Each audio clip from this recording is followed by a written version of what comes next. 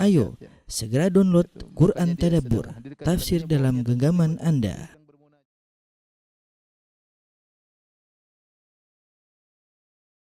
Assalamualaikum warahmatullahi wabarakatuh. Innal hamdalillah nahmaduhu wa nasta'inuhu wa nastaghfiruhu wa natubu ilaihi wa na'udzu billahi min shururi anfusina wa min sayyiati a'malina. May yahdihillahu fala mudilla lahu wa may yudlil fala hadiyalah. Wa asyhadu an la ilaha illallah wahdahu la syarika lah. Wa asyhadu anna Muhammadan abduhu wa rasuluhu la nabiyya ba'dah. Ya ayyuhalladzina amanu taqullaha haqqa tuqatih wa la tamutunna illa wa antum muslimun. Fa inna asdaqal hadithi kitabullah wa khairal huda huda Muhammadin sallallahu alaihi wasallam. Wa syarrul umuri muhdatsatuha wa kullu muhdatsatin bid'ah wa kullu bid'atin dhalalah wa kullu dhalalatin finnar.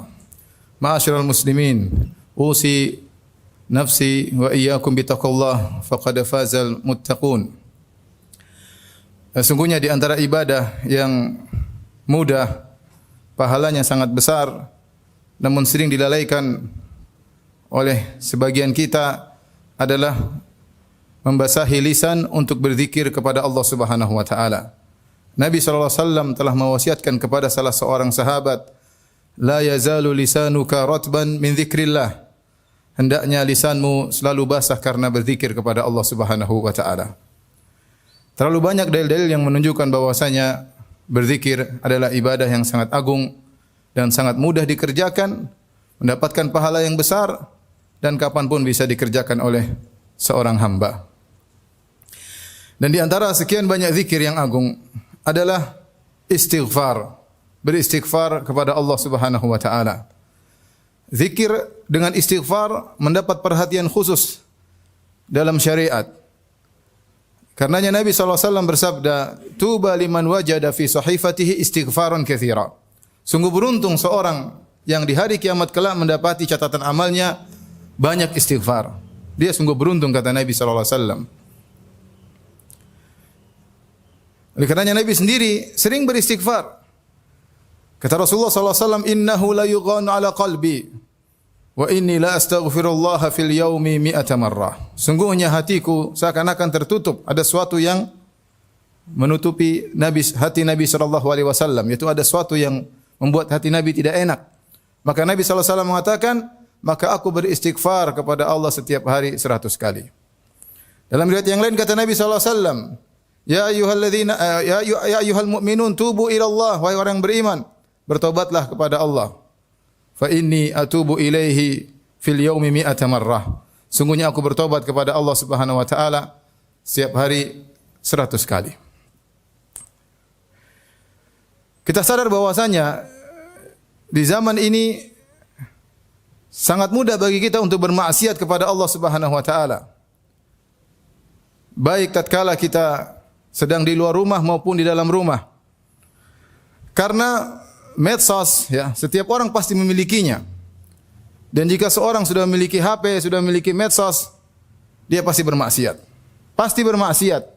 Entah bermaksiat dengan apa yang dia lihat, entah bermaksiat dengan apa yang dia dengar, entah bermaksiat dengan apa yang dia baca, yang dia komentari, dan itu pasti dia lakukan. Betapa banyak aurat wanita yang kita lihat di medsos. Dan lama-lama kita terbiasa. Sementara lisan kita enggan untuk beristighfar kepada Allah Subhanahu wa taala.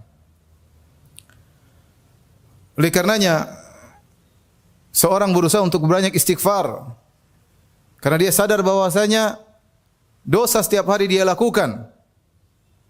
Kalau dahulu orang berdosa, dia keluar dari rumahnya, maka dia akan banyak melakukan dosa. Jika dia menetap di rumahnya, maka dia terhindar dari banyak dosa. Namun di zaman sekarang berbeda. Seorang dalam rumah pun tidak bisa terhindar dari berbagai macam dosa. Selama dia bisa mengakses internet, dia bisa melihat apa yang dia lihat, maka dia tidak akan luput dari perbuatan dosa. Belum lagi dosa-dosa yang lain. Ini menekankan kita untuk sering beristighfar kepada Allah Subhanahu wa taala. Di antara hal yang menekankan kita untuk banyak istighfar kepada Allah Subhanahu wa taala, tidak mampunya kita untuk bersyukur kepada Allah Subhanahu wa taala atas banyak kenikmatan yang Allah berikan kepada kita. Sungguhnya setiap nikmat yang Allah berikan kepada kita wajib untuk kita syukuri. Karenanya para ulama menyebutkan di antara hikmah ketika seorang keluar dari jamban atau dari toilet kemudian dia berkata ghufranaka, ya Allah ampunanmu. Kenapa? Karena dia telah mengeluarkan kotoran dari tubuhnya. Dan itu nikmat yang luar biasa. Seandainya kotoran tersebut tertahan dalam tubuhnya, maka akan menimbulkan banyak penyakit. Dan dia tahu, ya Allah, di antara sekian banyak kenikmatan adalah Engkau bersihkan tubuhku dari kotoran ini dan aku tidak mampu untuk mensyukurinya. Maka seorang berkata, Ghufranaka, ya Allah ampunilah aku. Lihat nikmat yang Allah berikan kepada kita sangat-sangat banyak. Kalau kita mau hitung tidak akan mampu untuk kita hitung. Yang ini semua menekankan kita untuk banyak beristighfar karena tidak ada di antara kita yang mampu untuk mensyukuri nikmat tersebut dengan sebagaimana yang seharusnya. Kemudian di antara hal yang membuat kita semakin ditekan untuk beristighfar karena kita tidak bisa beribadah kepada Allah dengan yang seharusnya. Siapa yang bisa salat dengan khusyuk yang luar biasa, yang sesuai dengan keagungan Rabbul Alamin? Tidak ada yang mampu. Karenanya orang-orang salihin mereka mencontohkan kepada kita di penghujung ibadah mereka beristighfar kepada Allah Subhanahu wa taala. Lihatlah kita setiap salat, selesai salat kita beristighfar, astaghfirullah, astaghfirullah, astaghfirullah. Habis salat, bukan habis bermaksiat, tapi habis salat. Kenapa? Ya Rabbku, aku tidak mampu untuk salat sebagaimana yang Engkau kehendaki, ya Allah. Begitu aku bertakbir, pikiranku melayang kemana-mana. Astaghfirullah, astaghfirullah, astaghfirullah. Lihatlah bagaimana orang-orang salihin setelah mereka salat malam. Kata Allah Subhanahu wa taala, "Wa bil ashari hum yastaghfirun." Dalam ayat yang lain, "Wal mustaghfirina bil ashar." Dan mereka beristighfar di waktu sahur. Siapa mereka ini? Ini orang-orang yang malamnya mereka salat malam, siangnya mereka bersedekah, berinfak. Malamnya mereka salat malam, mereka tutup salat malam mereka dengan astaghfirullah, astaghfirullah, astaghfirullah, astaghfirullah. Mereka tidak ujub, mereka tidak bangga dengan ibadah yang mereka lakukan. Mereka sadar bahwasanya ibadah yang mereka lakukan penuh dengan kekurangan.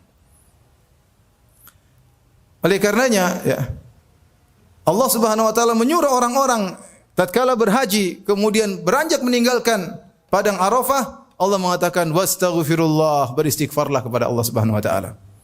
Haji, sudah mengorbankan uang, biaya, letih sampai ke padang Arafah, di bawah terik matahari berdoa kepada Allah Subhanahu wa taala. Fa idza afadtum min Arafatin fadhkurullaha indal masy'aril haram. Dan seterusnya kata Allah Subhanahu wa taala wastaghfirullah, beristighfarlah kepada Allah Subhanahu wa taala. Lihatlah Nabi sallallahu alaihi wasallam di penghujung dakwah beliau, setelah beliau berdakwah selama 23 tahun, yang seluruh waktunya beliau perjuangkan untuk Allah. Tidaklah Nabi berdiri, tidaklah Nabi duduk, tidaklah bergerak, tidaklah berkata, tidaklah Nabi melakukan apapun kecuali karena Allah Subhanahu wa taala. Dan lihat bagaimana dakwah Nabi sallallahu alaihi wasallam berhasil. Akan tapi Allah Subhanahu wa taala berfirman, "Idza jaa nasrullahi wal fath wa ra'aitan nasa yadkhuluna fi dinillahi afwaja fasabbih bihamdi rabbika wastaghfirhu innahu kana tawwaba." Jika telah datang pertolongan Allah, kemenangan Allah dari Allah Subhanahu wa taala dan kau melihat orang-orang sudah berbondong-bondong masuk Islam, yaitu dakwah Nabi berhasil. Namun apa kata Allah? Fasabbih bihamdi rabbika wastaghfirhu. Bertasbihlah dan istighfarlah. Setelah turun ayat ini, Nabi SAW setiap rukuk dan sujud, yata'awwalul Quran, maka beliau berdoa, subhanakallahumma rabbana wa bihamdika Allahumma ghfirli. Beliau beristighfar tatkala rukuk dan beliau istighfar tatkala sujud. Jadi ini yang buat kita harus sering beristighfar kepada Allah Subhanahu wa taala karena kita sering melakukan dosa. Kita tidak pandai bersyukur dan kita tidak bisa beribadah kepada Allah sebagaimana mestinya. Karenanya Syekhul Islam Ibnu Taimiyah rahimahullah menyebutkan, lihatlah ibadah salat. Ibadah salat isinya istighfar. Isinya istighfar. Dari awal sampai akhir isinya istighfar. Bahkan seorang tatkala mengawali salat dengan doa istiftah, di antaranya Allahumma ba'id baini wa baina khataayaya kama ba'ata bainal masyriq wal maghrib. Itu salah satu bentuk dari istighfar kepada Allah. Allahumma naqqini min khataayaya, ya Allah bersihkanlah aku dari dosa-dosaku. Istiftah, istighfar kepada Allah Subhanahu wa taala, ya. Kemudian tadi kita sebutkan tatkala ruku, subhanakallahumma rabbana wa bihamdika Allahumma ghfirli. Ruku istighfar. Tatkala sujud juga kita baca doa tersebut, subhanakallahumma rabbana wa bihamdika Allahumma ighfirli. Tatkala kita duduk di antara dua sujud, kita juga beristighfar, Rabbi ighfirli, Rabbi ighfirli, Rabbi ighfirli, atau Rabbi ighfirli warhamni wajburni, dan seterusnya. Kita beristighfar kepada Allah Subhanahu wa taala.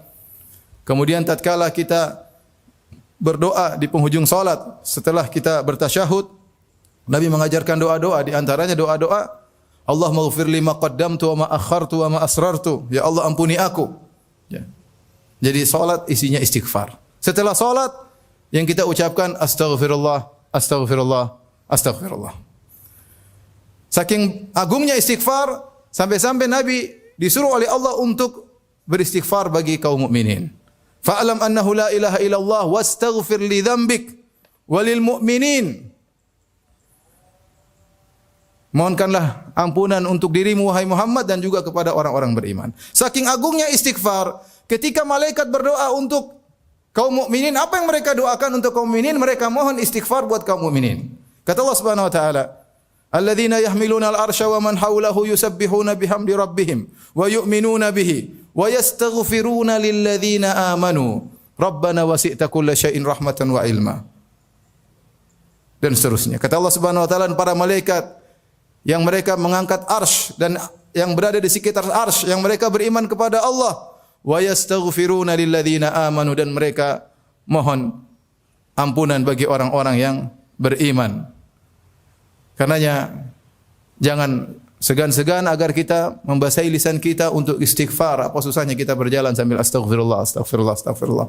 Apa usahanya kita naik kendaraan sambil kita mengucapkan astaghfirullah, astaghfirullah, astaghfirullah. Apa usahanya kita nunggu antrian sambil kita mengucapkan astaghfirullah, astaghfirullah, astaghfirullah. Sangat mudah. Daripada kita bengong waktu berjalan, sementara lisan kita tidak basah. Sungguh detik-detik yang kita lewati dengan tidak ada manfaat sama sekali. Oleh karenanya isi waktu kita untuk banyak berzikir, di antaranya beristighfar kepada Allah Subhanahu wa taala. Aqulu qouli hadza astaghfirullah li wa lakum wa li sa'iril muslimin min kulli dhanbin wa khati'ah fastaghfiruhu innahu huwal ghafurur rahim.